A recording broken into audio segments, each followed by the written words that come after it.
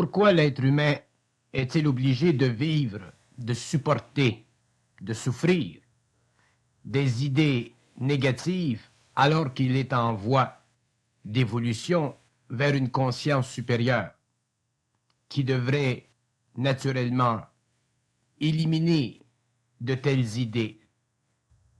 Il faut comprendre que le mental inférieur de l'homme est constitué d'énergie polarisée qui force l'homme à vivre une vie mentale qui, de temps à autre, lui fait connaître des pensées positives et de temps à autre des pensées négatives.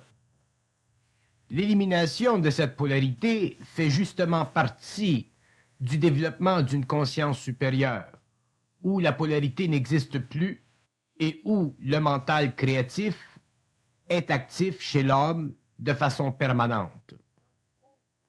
L'homme nouveau doit apprendre à comprendre que la nature de ses pensées fait partie de la structure psychique de son moi, qu'elle fait partie de la nature même du mental inférieur de l'homme, et qu'il est obligé de vivre cette nature jusqu'au jour où son mental, à cause d'une connaissance nouvelle, à cause de l'application de certains principes de vie mentale supérieure, se désagrège, s'élimine pour ne laisser place qu'à un mental libre, c'est-à-dire un mental qui n'est plus assujetti à ce mouvement incessant de pensées négatives et de pensées positives. L'ego doit prendre une position fixe vis-à-vis une telle polarité. Il doit cesser de combattre. Si l'ego combat trop à l'intérieur de la polarité, il se crée en lui une énorme tension. Et cette tension ne peut pas disparaître simplement parce qu'il lutte. Elle ne peut disparaître que s'il apprend une fois pour toutes à se tenir au-dessus d'une façon libre, non impliquée de ses pensées. L'ego doit apprendre à être libre de la polarité de ses pensées négatives. Bien que l'homme ne le réalise pas, les pensées de son mental inférieur sont toujours, d'une façon consciente ou inconsciente, rattachées à un certain état émotif. Et tant que cet état d'émotivité n'aura pas été transformé chez l'être humain, il lui sera impossible de vivre une pensée créative libre de la polarité. Parce que l'émotivité crée dans l'homme un lien étroit entre l'expérience vécue ou non vécue, c'est-à-dire le passé ou l'avenir.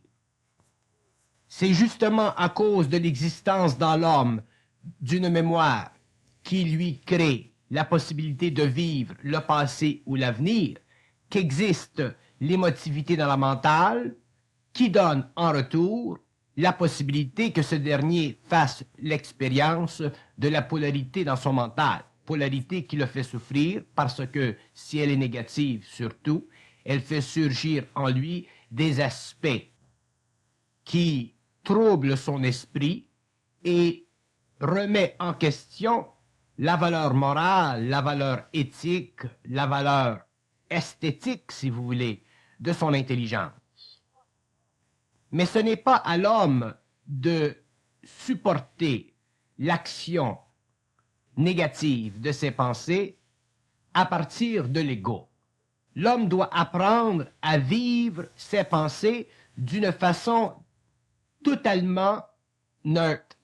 Il doit être capable de supporter le choc émotif que créent ses pensées en lui, et c'est ainsi qu'avec le temps, il se créera un désamorcement de ses pensées sur son mental supérieur et qu'il en arrivera, avec le temps, à pouvoir vivre des pensées dites créatives, c'est-à-dire libres de toute forme de polarité.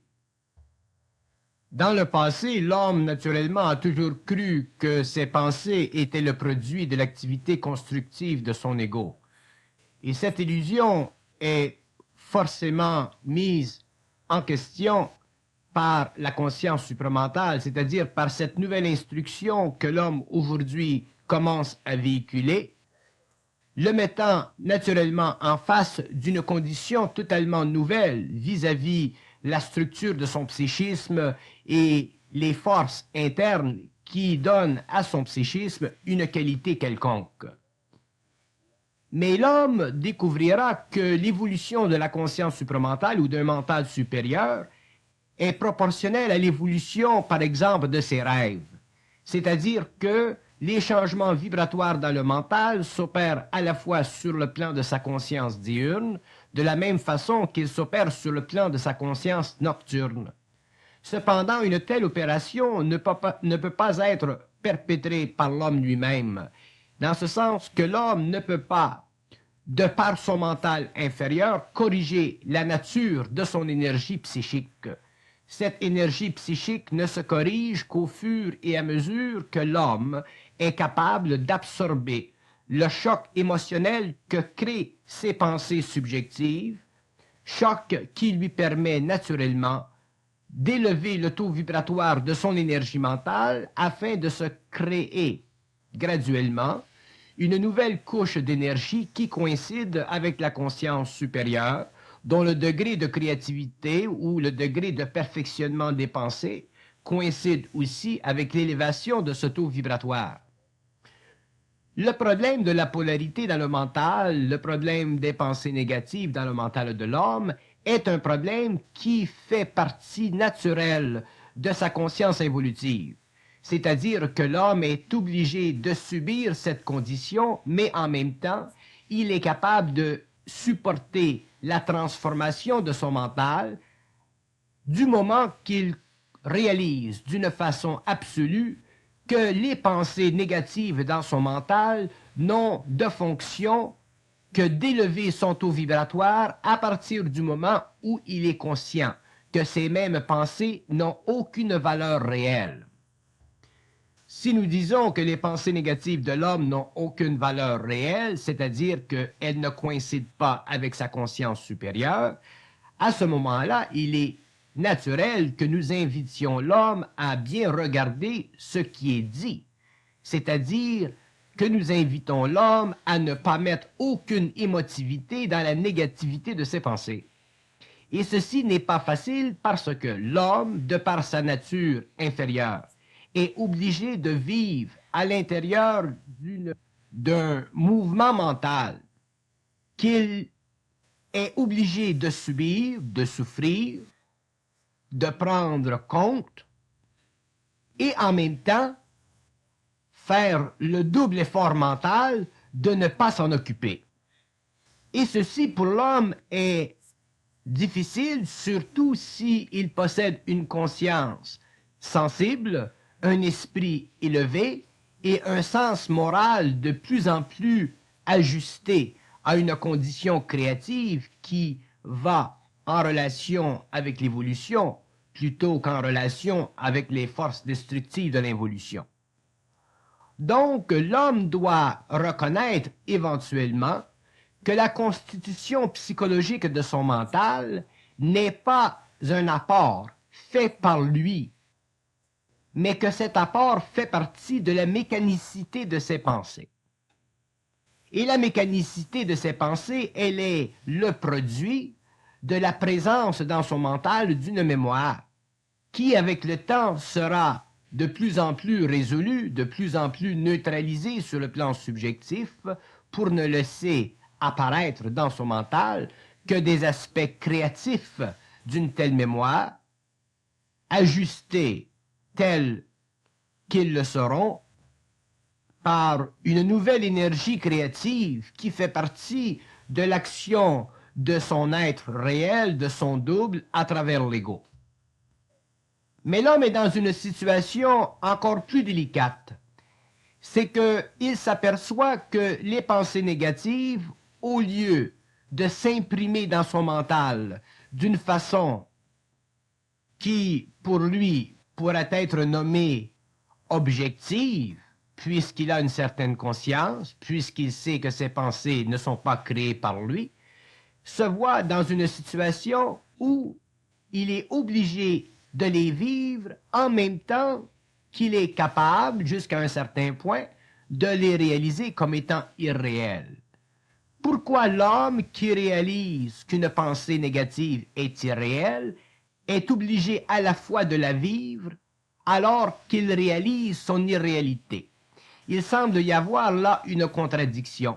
Et pourtant, il n'y a pas de contradiction parce que la conscience d'une pensée négative n'est pas une conscience qui peut être conditionnée par l'ego, c'est-à-dire qui peut être mise de côté par l'ego qui déjà possède une certaine connaissance des lois psychiques du mental.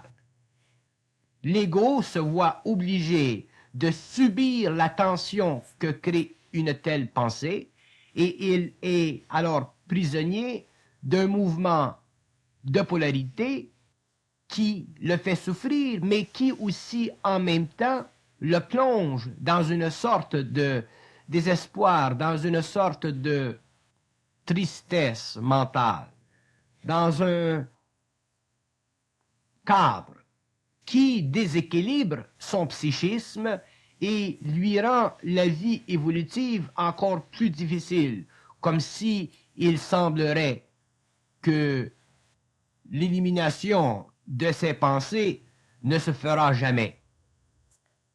Et pourtant, l'élimination de ses pensées se fait. Elle se fait graduellement, elle se fait sans hâte, mais elle se fait dans un temps qui coïncide avec la capacité de l'homme de réellement, parfaitement reconnaître que ses pensées ne sont pas réelles. Mais l'homme est un drôle de type. L'homme sait que ses pensées ne sont pas réelles, il sait que ses pensées n'ont pas de valeur, il sait que ses pensées sont un aspect astral de son mental, mais en même temps qu'il sait ceci, il semble jouer avec ses pensées. Il semble que l'homme possède une sorte de qualité masochiste à se jouer des parties dans le mental, comme s'il voulait éprouver réellement les pensées négatives et en sentir la substance. Et ceci est une illusion. Ceci peut créer dans l'homme une définition de plus en plus subtile de son incapacité de sortir de l'ambiguïté psychologique de la polarité. L'homme ne peut pas jouer avec ses pensées. Si elles sont négatives, ces pensées, il doit réellement et carrément se situer au-dessus d'elles. Et ceci n'est pas facile parce que déjà ces pensées font partie de son mental. Donc elles font partie de sa psychologie. Donc elles font partie de ses craintes, de ses inquiétudes, de son déséquilibre, si vous voulez, émotif dans le mental. Mais l'homme, un jour ou l'autre, sera obligé et il verra qu'il n'a pas d'autre choix que de ne plus jouer le jeu de ses pensées, qu'il sera obligé de prendre en main réellement sa conscience mentale et de ne pas la laisser étouffer par des pensées qui créent en lui de la tristesse, de la souffrance. L'homme doit apprendre réellement à réaliser que le monde de son mental, le monde inférieur de son mental, est un monde qui coïncide avec l'illusion psychologique de son moi. Ce monde ne coïncide pas avec aucun aspect de la réalité. Donc, ce monde n'a aucune vertu quelconque. Il ne sert qu'à déséquilibrer l'homme pour l'amener réellement à un état d'équilibre supérieur. La marche inférieure mène l'homme à la marche supérieure. Donc, les pensées négatives, subjectives de l'homme en évolution sont réellement des forces en lui, polarisées, qui l'amènent à un niveau de conscience supérieur s'il connaît les lois de l'évolution du mental. S'il ne connaît pas les lois de l'évolution du mental, naturellement, il est obligé de continuer à vivre une conscience expérimentale jusqu'au jour où il connaîtra ces lois. Mais s'il connaît ces lois, à ce moment-là, les pensées négatives n'ont aucune puissance sur lui autre que de le remplir d'une certaine émotivité lorsqu'elle passe dans son esprit. Nous savons une chose aujourd'hui, c'est que toute pensée créative ne produit jamais dans le plexus solaire de l'homme une réaction. Nous savons aujourd'hui que toute énergie provenant d'une pensée créative n'affecte l'homme aucunement dans le centre émotionnel de sa conscience. Donc, si nous vivons des pensées qui nous affectent dans le centre émotionnel de notre conscience, pensées qui éventuellement nous font perdre facilement de l'énergie, nous devons corriger instantanément ces pensées, c'est-à-dire les conditions qui les font naître. Parce que nous devons être honnêtes avec soi-même. Les pensées qui viennent dans l'esprit de l'homme viennent toujours à son esprit en relation avec des événements qu'il vit sur le plan matériel. Les pensées ne viennent jamais dans le mental de l'homme sans qu'elles ne soient conditionnées, amenées, rendues vivantes par un événement quelconque dans la vie de l'homme. C'est pourquoi l'homme qui se conscientise et qui sait ceci est obligé à un moment donné de sa vie de balancer la vibration que crée la pensée négative dans son mental, pensée qui l'affecte sur le plan émotionnel, en créant l'ordre nécessaire dans sa vie en relation avec l'événement qui a créé une telle pensée. Mais pour ceci, nous avons besoin d'une certaine volonté, d'une certaine intelligence. Et si nous avons cette volonté et cette intelligence, nous voyons que nous sommes capables de corriger les mécanismes vibratoires, c'est-à-dire les aspects événementiels qui créent en nous les conditions aptes à faire naître, à faire surgir dans notre mental des pensées qui ne coïncident pas avec notre bien-être, avec notre paix, pensées qui font vibrer notre émotion, pensées qui sont le produit de l'activité d'une mémoire qui, en retour, nous plonge dans l'asservissement d'une conscience expérimentale. Mais il y a une myriade de conditions événementielles qui amènent telle ou telle pensée dans le mental de l'homme. Aucun homme vit ses pensées de la même façon qu'un autre, mais il y a des mécanismes fondamentaux, des mécanismes de fond qui amènent vers la conscience de l'homme des pensées négatives, et ces mécanismes sont identiques pour tous les hommes. C'est-à-dire qu'il y a la mémoire et il y a aussi l'événement qui déclenche la mémoire. Donc, s'il y a dans la vie de l'homme des événements qui déclenchent la mémoire, qui engendrent des pensées, l'homme doit corriger non pas les pensées et non pas la mémoire, il doit corriger l'événement. C'est à partir de la correction de l'événement que l'homme en arrivera à corriger la mémoire et à corriger la pensée. C'est à partir de l'événement que l'homme en arrivera à remplir sa vie d'une autre énergie, d'une autre vibration, de sorte que son mental ne pulsera plus de la même façon, il ne sera plus nourri de la même façon, il ne se nourrira plus de la même façon, et l'homme pourra, sur le plan humain, vivre une vie qui coïncide avec sa liberté, son bien-être, sa paix, ainsi de suite. Mais très souvent, nous sommes attachés à l'événementiel qui déclenche la mémoire, qui déclenche la pensée.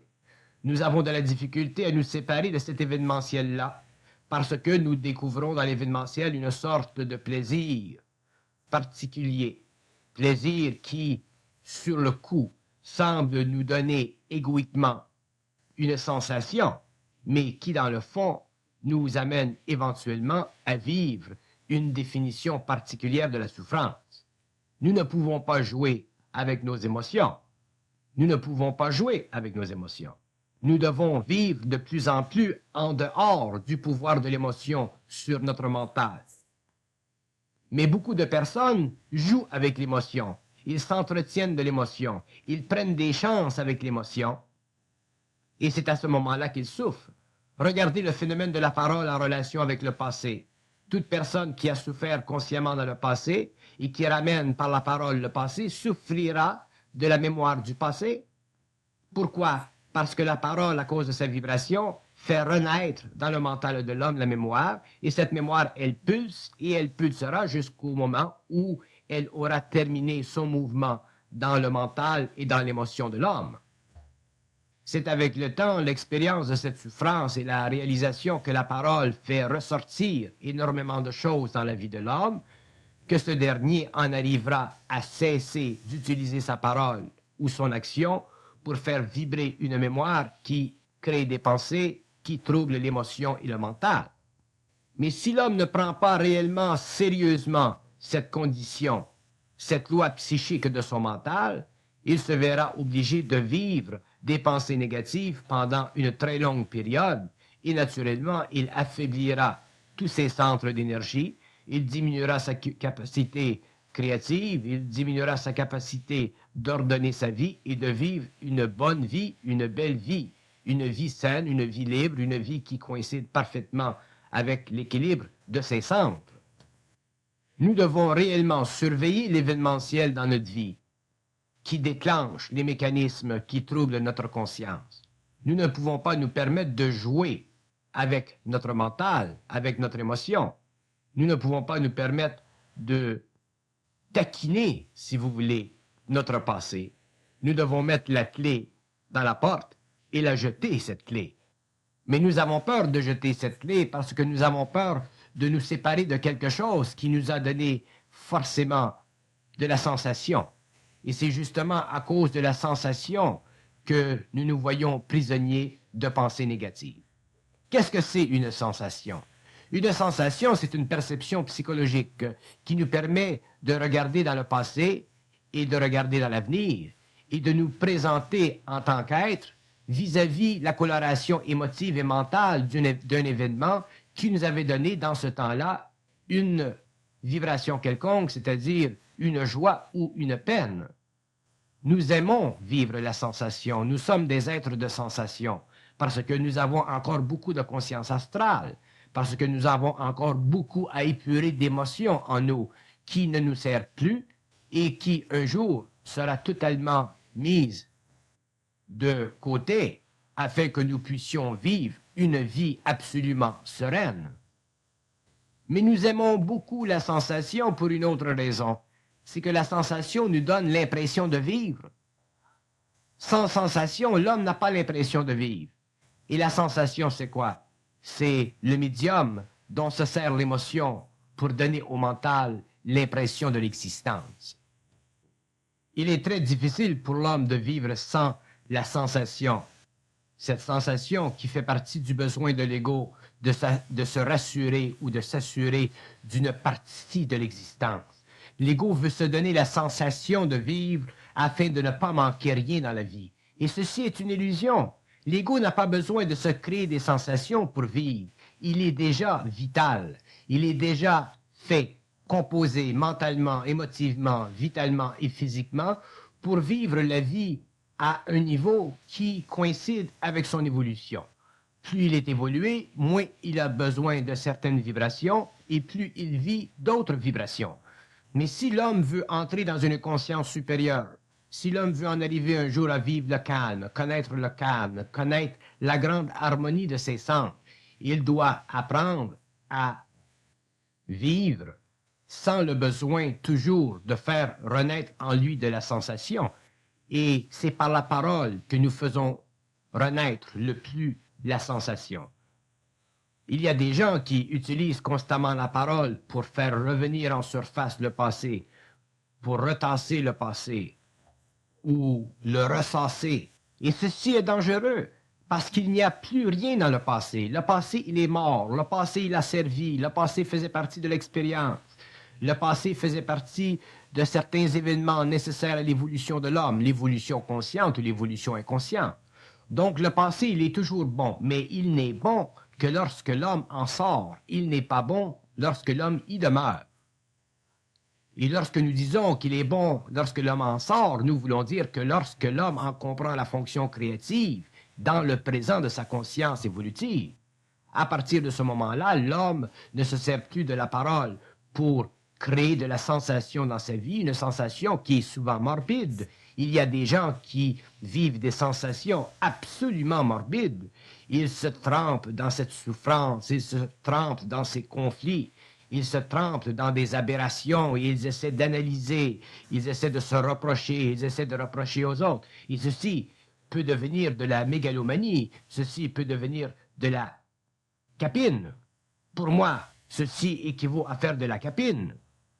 Et ces mêmes gens se demandent pourquoi ils font de la capine. C'est normal, ils ont entretenu tout le processus qui mène à cette sensationnalisation du passé, de la souffrance, du déséquilibre, par des pensées négatives qui n'ont aucune fonction autre que de créer dans le mental humain, en relation avec l'événementiel, une vibration suffisamment basse pour choquer l'émotion et entretenir dans le mental une certaine souffrance, un certain déséquilibre. Donc, la sensation, ce que nous appelons sensation, est la vertu que possède la conscience astrale de l'homme, vertu qui lui donne l'impression d'une certaine existentialité, c'est-à-dire d'une certaine prise de conscience à un certain niveau, niveau qui, compte tenu de tout, ne vaut pas la peine d'être vécu puisqu'il ne crée dans l'homme que de l'amertume. Et pourtant, celui-ci continue comme si rien n'était. Il continue à vivre des varechs de cette mer polluée qui est sa mémoire, qui est son passé. Ensuite, nous nous demandons pourquoi nous avons des pensées négatives. Effectivement, nous avons des pensées négatives, parce que nous créons les sensations nécessaires pour les faire ressurgir, pour les ramener à la surface. Nous sommes responsables de nos pensées négatives dans ce sens que nous créons les conditions psychologiques souvent qui les font renaître. D'accord, les pensées, le mouvement de la pensée négative fait partie de l'organisation psychique du mental de l'homme, mais il y a des hommes qui, sans s'en rendre compte, font constamment renaître ces pensées négatives et se trouvent de plein front responsables pour une activité qui dépasse la normale. Nous avons déjà expliqué que l'homme possède tous les atouts dans la vie, c'est-à-dire qu'il est absolument libre de neutraliser toute sensation, qu'il est libre de neutraliser toute activité psychique qui n'est pas conforme à son bien-être. Et ceci est fondé sur le principe de l'ordre. L'homme doit se créer de l'ordre dans la vie. Mais s'il n'est pas capable de se créer cet ordre, à ce moment-là, il vivra le désordre dans le mental et naturellement, les pensées négatives afflueront à son mental et il sera obligé de les vivre pendant très longtemps, voire toute une vie. Il n'y a pas d'excuse pour l'homme de ne pas connaître les lois de son psychisme, de son mental, de son émotivité maintenant, puisque déjà la conscience supramentale est sur le plan matériel, puisque déjà nous avons accès à des lois qui définissent la réalité de l'homme, lui font voir, comprendre les mécanismes antérieurs de son évolution qui, dans le passé, l'avaient fait souffrir et qui, maintenant, le libèrent, c'est-à-dire le rendent absolument capable de s'instruire par lui-même de la nature même de sa réalité, des mécanismes de cette réalité et des autres mécanismes qui conviennent à l'irréalité psychologique de son passé. Mais si l'homme ne prend pas ceci en considération, il est normal qu'il vive des pensées négatives qui traînent dans son mental et qui ne cessent pas d'affluer vers lui. Mais c'est sa faute. Tant que l'homme n'avait pas accès à une conscience réelle, à une science du mental fondée sur une conscience réelle, l'homme ne pouvait pas comprendre les lois de son psychisme, il ne pouvait pas comprendre son expérience terrestre, il ne pouvait pas se donner sur le plan matériel une vie qui convient à l'équilibre de ses énergies. Mais maintenant, l'homme n'a plus raison. S'il y a en lui des aspects qui troublent son mental et son émotivité, il n'a qu'à prendre en main sa vie et se donner l'orientation dont il a besoin. Mais il ne peut pas jouer le double jeu. Il ne peut pas jouer le jeu de l'évolution et en même temps jouer le jeu de l'évolution. L'homme ne peut pas servir deux maîtres à la fois. Il ne peut pas être d'un pied dans le camp de l'évolution et d'un autre pied dans le camp de l'évolution.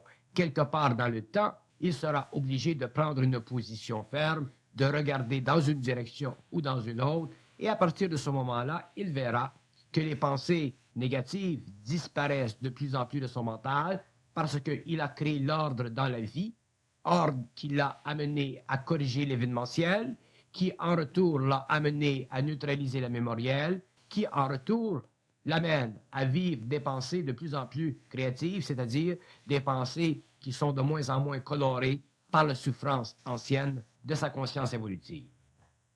Mais si l'homme veut faire de la sensation, s'il veut bénéficier de la sensation d'une certaine souffrance dans le passé qui était colorée à la fois par des couleurs pastel et des couleurs noires, des couleurs sombres, c'est sa liberté. Si l'homme veut jouer le jeu du plaisir et du malheur, ou du bonheur et du malheur, de la joie et de la peine, s'il veut goûter à la qualité aigre-douce de l'existence, ça, c'est dans ses mains, ça fait partie de sa liberté, personne ne peut l'empêcher. Mais que cet homme ne vienne pas dans le monde de la lumière de l'homme, dans le monde de l'intelligence, dans le monde de la pensée créative, et dire comment se fait-il que je ne sois pas capable de neutraliser mes pensées négatives. Il ne peut pas neutraliser ses pensées négatives parce qu'il sombre constamment dans l'exploitation de la sensation psychologique de son être. Si la psychologie a découvert des théories basées sur des faits cliniques, du masochisme, du sadisme, c'est parce qu'effectivement, il y a des hommes qui vivent d'une façon sensationnelle dans ces mondes. Il y a des hommes qui aiment se flageller, comme il y a des hommes qui aiment détruire les autres. Et sur le plan de la pensée, c'est la même chose. Si l'homme continue à vivre des pensées négatives, c'est parce qu'il n'a pas pris le bœuf par les cornes, c'est-à-dire qu'il n'a pas mis un ordre parfait dans sa vie, dans l'événement de sa vie qui a donné naissance à ses pensées. Les pensées ne viennent jamais dans le mental de l'homme sans qu'il y ait connexion entre elles et un événement quelconque. Que cet événement soit d'ordre psychologique dans le sens de la parole, ou que cet événement soit d'ordre absolument accidentel ou fortuit, tel que nous vivons des événements dans la vie de tous les jours, la pensée, elle est toujours connectée, liée à un événement quelconque. Et c'est à l'homme de prendre conscience de ceci, de mettre de l'ordre dans l'événement qui engendre tout le processus réflectif de la pensée qui fait souffrir l'individu. Mais l'ego, c'est un drôle de bonhomme. L'ego, c'est une drôle de réalité. L'ego, c'est quelque chose qui aime jouer de la partie. L'ego, ce n'est pas quelque chose qui est foncièrement absolu, objectif. L'ego, c'est quelque chose qui est relatif, qui joue le double jeu, qui se joue des parties, qui se mesmérise, qui se donne des options. Mais tant que l'ego se donne des options qui ne sont pas des options réelles, il se crée une condition de vie qui ne peut pas être réelle, donc il vivra des pensées négatives et ces pensées deviendront de plus en plus affluentes, donc il souffrira de plus en plus dans son mental. L'ego qui se conscientise vibre d'une autre énergie que celui qui n'est pas en voie de conscientisation. Et ce même ego possède une plus grande sensibilité. Donc, automatiquement, il est plus susceptible de souffrir de la polarité des pensées que l'homme inconscient. C'est pourquoi, justement, il doit faire attention, plus que l'homme inconscient, au matériel qui se véhicule dans son mental. Il doit faire attention à l'événementiel dans sa vie qui amène ou qui crée les conditions pour le développement d'une pensée négative. Il doit réellement être éveillé à toutes les circonstances de sa vie. Il doit être éveillé à tous les chocs de sa vie. Et si l'homme, dans la vie de tous les jours, vit un choc, il doit savoir pourquoi il vit le choc et corriger l'origine, la cause primordiale de ce choc. Et la cause, elle est toujours dans un certain désordre quelconque. Il y a une relation directe entre le choc dans la vie et le désordre dans la vie. Et si l'homme voit cette relation d'une façon intelligente et volontaire, il changera la nature de sa relation événementielle. Il changera la nature des pensées qui entrent dans son mental à cause de ce choc qui fait vibrer l'émotion, il fait vibrer la mémoire. Mais c'est toujours dans la main de l'homme. Et ça nécessite toujours de la part de l'homme une très grande volonté, une très grande intelligence et une capacité d'agir sur le fait et ne jamais attendre trop longtemps pour corriger la situation. L'ego peut dire tant qu'il veut qu'il ne peut pas corriger la situation pour telle ou telle raison, Mais si l'ego regarde profondément à l'intérieur de lui-même, il verra qu'il y a des mécanismes subjectifs d'ordre émotionnel, d'ordre mental, confus, qui le forcent à ne pas mettre la main à la pâte, à ne pas changer l'événementiel qui a créé le choc, qui a créé la mémoire, qui a créé la pensée négative. C'est toujours l'ego qui est responsable de sa destinée. Ce n'est pas les forces de vie qui sont responsables de la destinée de l'homme. C'est l'ego qui est responsable de sa destinée. Et sa destinée coïncide avec l'équilibre entre lui-même et son énergie créative. Et si il est capable de voir ceci, de prendre en main cette énergie à travers l'événementiel, à ce moment-là, il est capable de structurer, construire sa vie à la mesure dont lui a besoin afin de vivre sur le plan matériel une vie qui soit la sienne, une vie qui soit pleine, créative et sans ombrage. Il est très reconnu que, par exemple, la femme a tendance à recenser et à retasser le passé, parce que la femme possède une sensibilité émotive très grande. Et cette sensibilité émotive, elle est directement reliée à un besoin de sensation. La femme a besoin de sentir qu'elle vit, qu'elle pulse. Et souvent, elle se sert du passé à travers la parole pour faire ressurgir des conditions événementielles qui n'ont plus de réalité aujourd'hui. Et dans tout ce méli-mélo, elle souffre, elle pleure, elle craint et elle s'éteint. Et pourtant, c'est sa faute. Pourquoi? Parce qu'elle n'est pas suffisamment mentale pour prendre en main la condition présente de sa vie, pour éliminer de sa vie ce qui fut souffrance et composer une vie nouvelle pour elle avec le matériel conscient, intelligent et volontaire dont elle dispose aujourd'hui, en relation avec une capacité de se donner un ordre qui coïncide parfaitement avec son intelligence créative. L'homme, il vit aussi la sensation, mais il la vit d'une façon différente. L'homme est beaucoup plus lent, il est beaucoup plus robuste, imperméable à cette sorte de sensation qui revient ou qui vient du passé et qui est amenée en surface par l'émotion liée au passé. Mais quand même, il vit les mêmes mécanismes que la femme et lui aussi est assujetti au pouvoir sur son émotion et sur son mental de la pensée négative. Il faut que l'être humain un jour en arrive à être concret dans son mental, c'est-à-dire à être capable de réaliser instantanément l'illusion permanente et absolue de tout ce qui est négatif. Ce qui est négatif n'a de possibilité de réalité qu'en fonction de la conversion de l'énergie, mais il n'a jamais de valeur réelle en fonction de la sensation qu'il crée dans l'émotion et le mental pour le bénéfice de l'ego. C'est une illusion.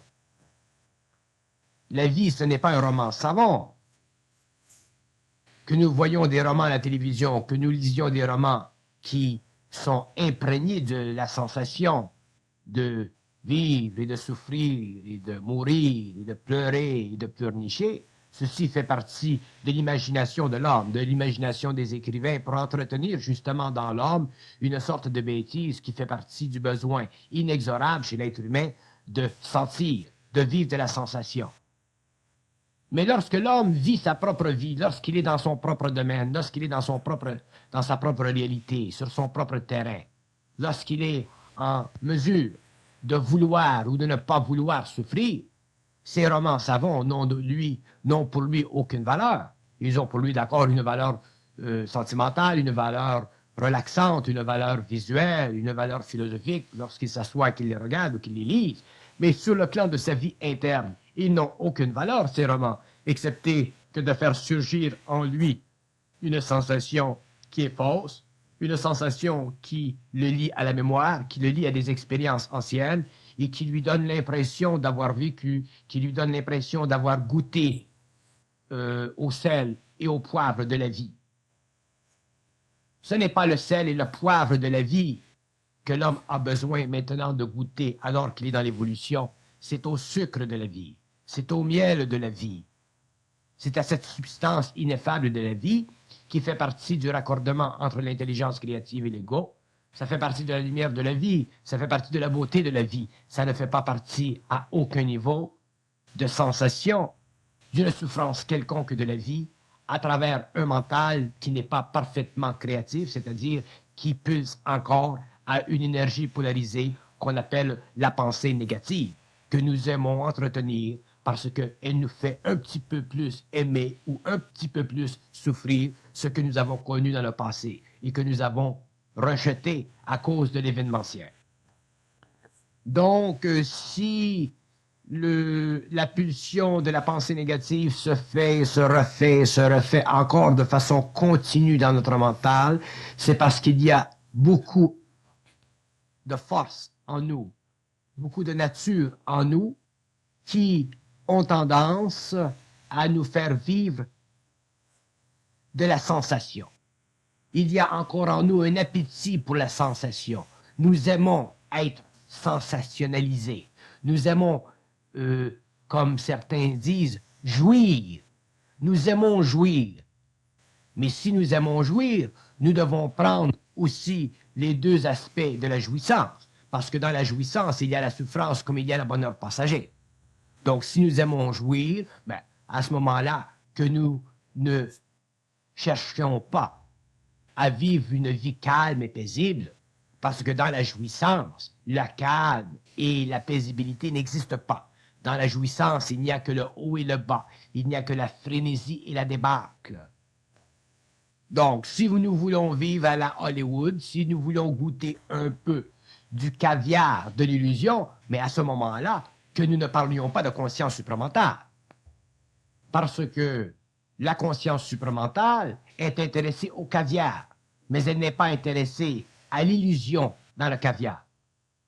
Donc, si l'homme veut se conscientiser, prendre possession de sa vie, prendre contrôle de sa vie, vivre une vie parfaitement équilibrée sur le plan de l'émotion et sur le plan de mental, il y a des lois fondamentales de la vie. Ces lois font partie de la conscience supramentale, elles sont exprimées par la conscience supramentale, elles font partie de la gestion de l'énergie de l'homme à travers le go. Et si l'homme veut vivre une vie, c'est-à-dire le caviar de la vie, il est obligé de choisir entre l'illusion dans le caviar ou le caviar réel, c'est-à-dire la qualité absolument sereine d'un mental épaulé par une nature émotive absolument balancée, afin que la sensation puérile, la sensation infantile dont a besoin l'homme inconscient pour pouvoir se pincer, pour pouvoir se sentir, n'existe plus.